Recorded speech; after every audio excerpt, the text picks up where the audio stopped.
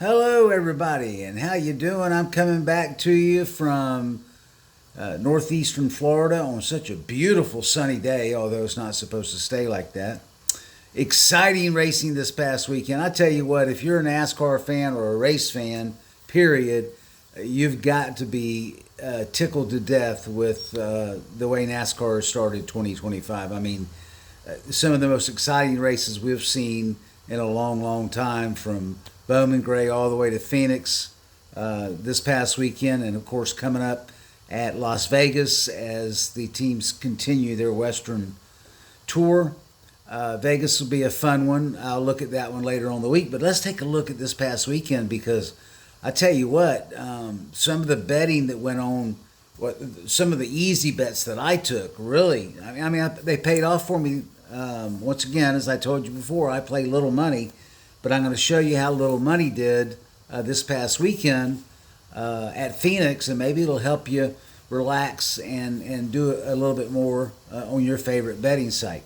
Of course, Christopher Bell winning his third week in a row in exciting fashion. For the most part, dominated the whole race. And there at the end, Denny Hamlin, the old veteran, sticks his nose in there and tries to get part of it. Bell used him up a little bit on the last lap, but hey, we'd all do the same thing. I mean, you can't take that away from him whatsoever.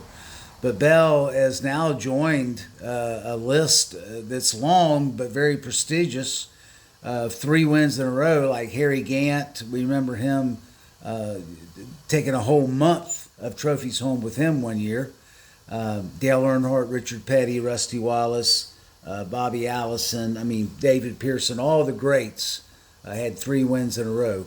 The real extensive list is going to get heavy now with 4, and I think there's very few that have done 4 in a row, Harry Gant being one of them. I know that Gant definitely did that, and I know that Waltrip did 4 in a row, and I think Yarborough did 4 in a row. So we'll wait and look those stats up going in to that race. But let's take a look at the betting this past weekend. So I covered pretty well myself, but I want to show you how little money can do. And if you really study these things hard and look at how the drivers are competing up until that particular race, they get on momentum, and believe it or not, it helps. It helps a lot. But this past weekend, Alex Bowman, as good as he's been, and yet his odds were real good for betting. For $5, he would have won you $240, and he was right there in the running.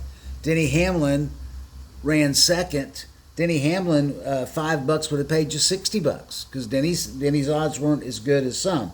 Kyle Busch, which come off a great week last race at Atlanta, his odds were not that good, but yet they'd pay off for you. A $10 bill would pay you $160 if Kyle would have won. Now I'm talking about specifically the ones that were finishing up front and the ones that I threw some money at. Tyler Reddick, for $10 you could have won $170. Now I know none of those guys won, but however, Christopher Bell, he did win, and you could throw enough money on him. I did win with Christopher Bell, $170 out of $5. So there you have it. Bowman, Hamlin, Larson, Busch, Busher, a total with free plays. Well, I had $48 in that whole setup right there, and I won 70. Of that $48, I had 3 of them that were free plays.